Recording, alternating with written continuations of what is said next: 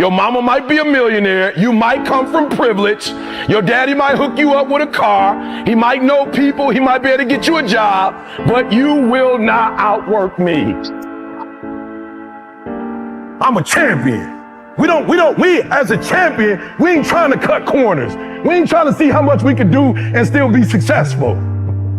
I got a standard. I want to be the best. And I love Steph Curry. Steph said, making shots in workouts is no longer good enough. Put this down, finish. Write that down, type that to yourself, execute. Put that down, finish, execute. Let me tell you something, they treat people differently who execute. Nobody care what you're doing in practice. They don't got nothing to do with nothing. That don't count. Now, it don't count what you're doing in practice. It don't count. It don't count what you do first quarter, second quarter, third quarter. The most important quarter is the one you like, where you won. Write that down, finish. Effort is not good enough. Ain't nobody paying you for effort. You don't get paid for effort. You don't get paid for trying. Now, some of you like, that's too much. Well, you're not gonna be a champion. Going up against other champions, you think you're gonna get 50%? You think you're gonna get 70%? You think you're gonna get 80? I watch y'all. Y'all good, but you need to be great in this league too. You're real good at what you do, but some of you don't finish. You look good in the first. You look good in the second. You look stuck. But the fourth, with the last 3 minutes, I can tell. With the last three. Listen to me. The real beast is the last 4 minutes. The real beast is when their legs give out. The real beast when they tired. The real beast find a way to pull something out when nobody else ain't got nothing. You have to make a decision that nobody will outwork you.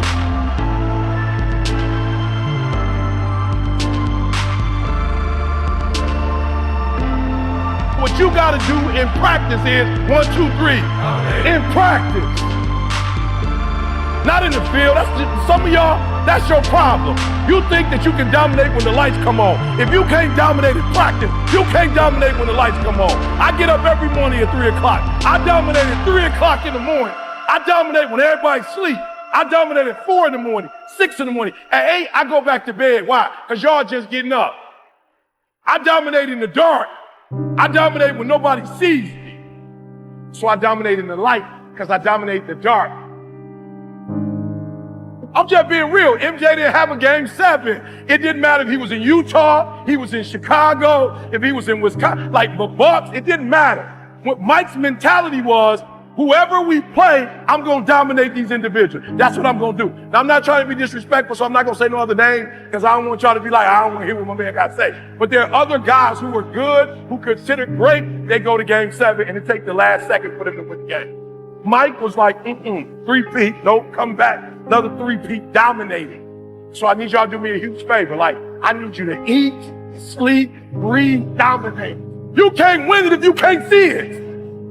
You got to see each one. The vision. You got to see yourself winning in practice. You got to see yourself winning the game. The SEC East, you got to see yourself. Then the championship, you got to see yourself. Then the playoffs, you got to see yourself. Wake up every single day. I was here before I was here. I was up this morning here. I've been here before. I was in this spot right here. I was talking from right here. I envisioned it. I saw it already.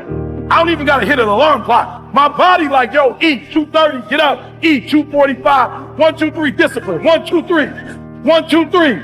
Discipline is you do it so long, so hard, and you're so passionate about it that even when you don't feel like it, you still operate at the highest level. I dominate. Where I go, stuff happens. I dominate. 1, 2, 3. 1, 2, 3. 1, 2, 3.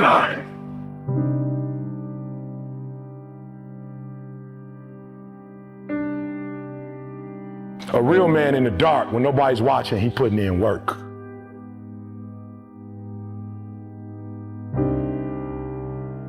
Just because you got here don't mean your 30's gonna look like this. And your 40's gonna look like this. And your 50. I mean, I wish if you played in the NFL, I wish that whatever your best day was, your best year was, you could just like capture that and that'd be the rest of your life. But unfortunately, a lot of dudes made a lot of money broke. Most of the people who lost 30 million in 1 year, you don't get another year to make another 30 mil. If you know you're not gonna be here forever, then you're gonna treat how long you're gonna be here different.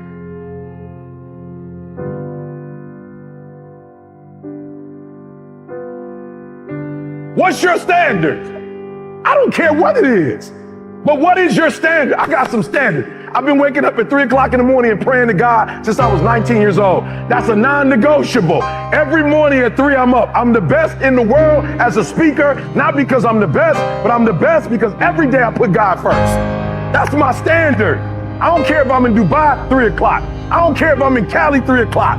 I don't care if I'm down south, 3 o'clock. That's my standard. I've been married 31 years. I've only had sex with one woman my entire life. That's my standards. I'm not telling nobody else to do that, but my old dude wasn't in my life because he was running around having sex with everybody. I got siblings I don't even know. I just met my niece for the first time. She's 24 years old. So I'm like, I'm not doing what my dad did. My dad, a high school dropout. I went and got my GED, then I got my 4-year degree, then I got my master's degree, then I got my PhD. And I ain't smart, but I set a standard so when my kids came in this world, their mama got a master's, their daddy got a PhD, they at least got to finish high school. I set a standard. Multi-millionaire as a speaker from the bottom up. I set a standard.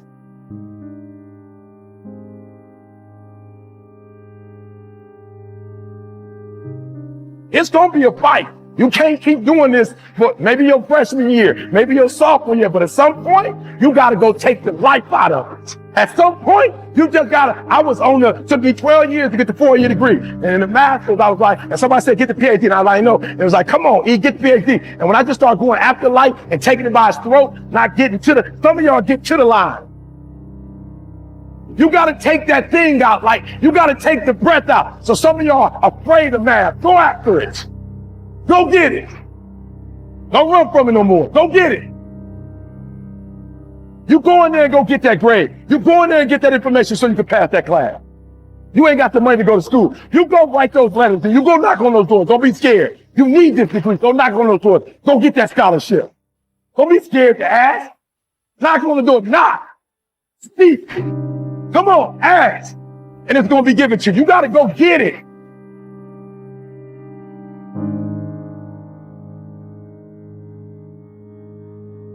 What do I want to be doing in my 30s, my 40s, my 50s, my 60s?